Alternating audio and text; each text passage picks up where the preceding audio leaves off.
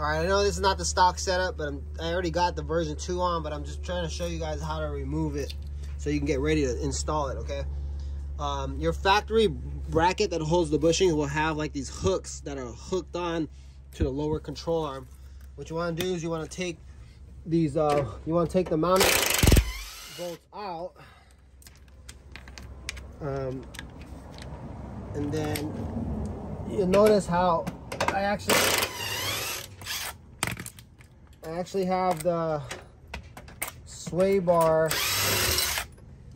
I have the sway bar supported right here with the hydraulic jack so that this thing doesn't want to extend down, okay?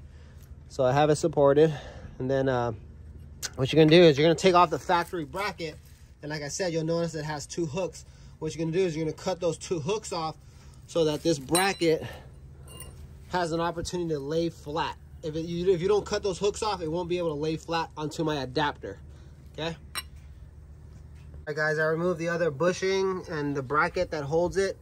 You see it, and you'll notice, so like I said, the factory bracket will have these hooks that at the bottom of these things. You're gonna end up slicing those off so that when you go to bolt it up, this bracket has an opportunity to lay flat, okay? That's how it looks without the adapter. Obviously, your factory arm will look similar to this, would have that mount. It won't look like that because that's a Total Chaos arm. But this is just so you can have an idea. As you can see, I still have the sway bar being supported on the shock side, so it doesn't want to fully extend down.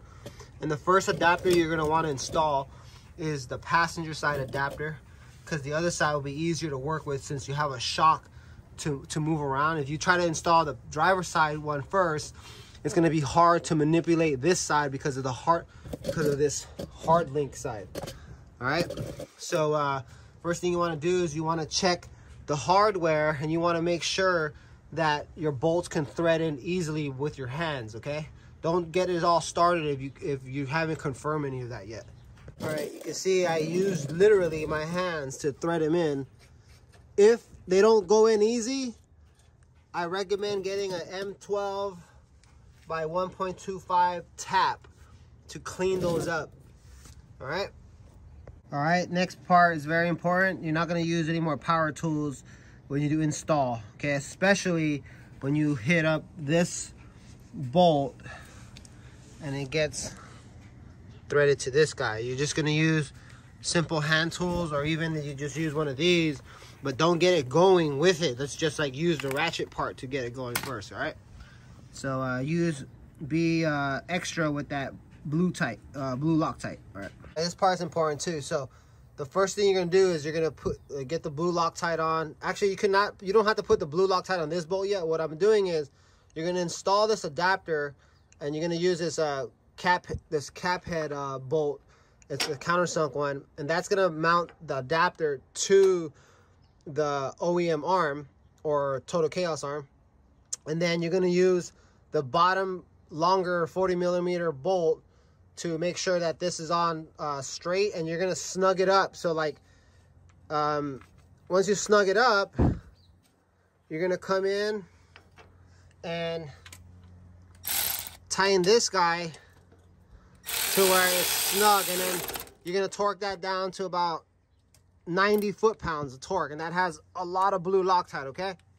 So that is on tight. This guy can now come off. You can use power tools to back it out. It's fine, right? And then now you know that this bracket is pretty much straight, okay?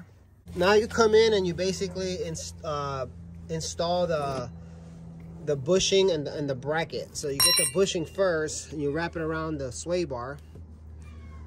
Then you get the bushing and you put it on, right? And then what's gonna happen is you're gonna notice that it's probably not aligning, right? And so you just gotta move it around.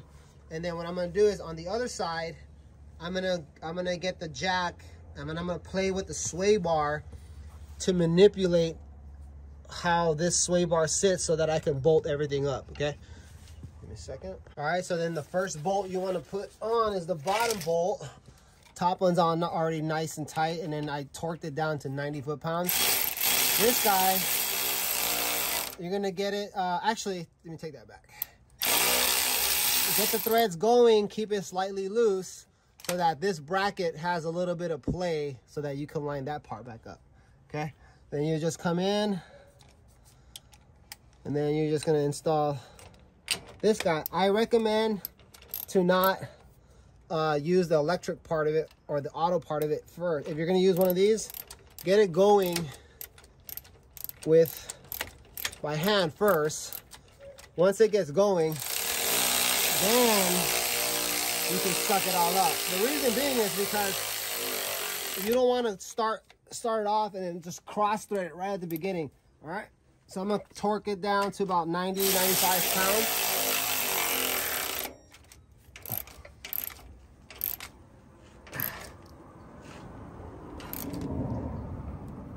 All right, be generous with your blue Loctite, guys.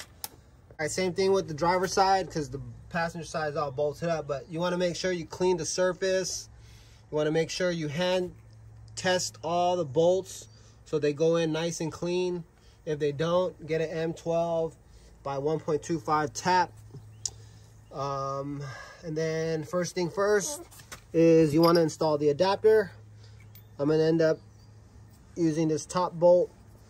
It's going to mount this bracket again. I'm sorry, this adapter to the lower control arm. Then you're going to use the lower bolt, which you don't need Loctite yet, to align the bottom part. Once everything's aligned, you torque this down and this bracket will be right where it needs to be. All right, let me show you. All right, if you're cleaning up threads, I don't recommend doing this method if you haven't worked or done this style, like using a power drill.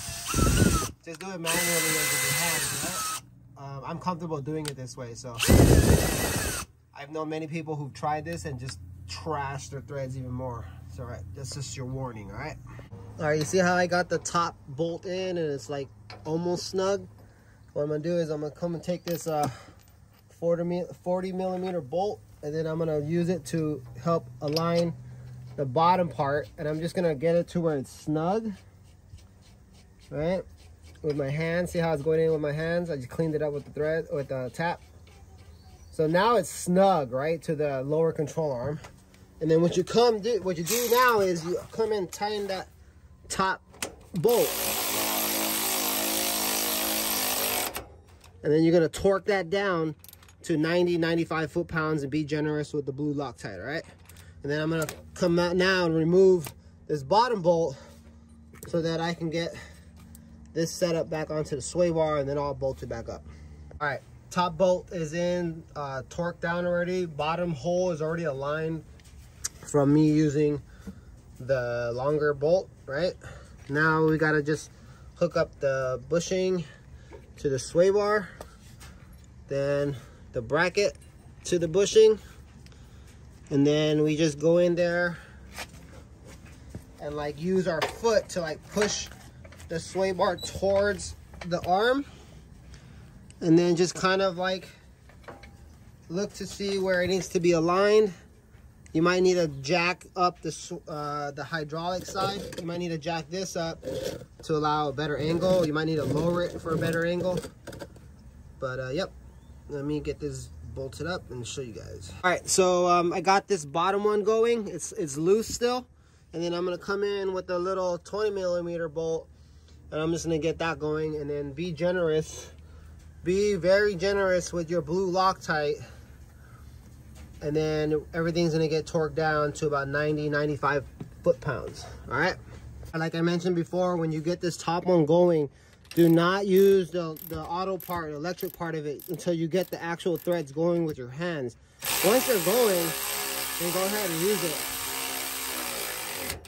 And then that gets torqued down to 90, 95 foot-pounds of torque. Like I said, be extra generous with your blue Loctite, all right, guys? And that's your install. Have a nice day. Last thing that's very important. Oh, actually, before I say that, I wanted to mention that I have a custom bumper and all that stuff, right? So I have easy access to supporting my shock side mount.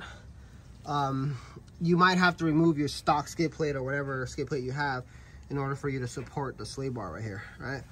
What I wanted to mention was very important to make sure that you make your little hash marks on the bolts so that you can always just keep an eye on stuff. I haven't had any issues whatsoever with movement as long as it's torqued down properly. I recommend Rev Lock race supplies for the little paint marking things. It's called a Sherlock. But yep, that's it. Have a nice day.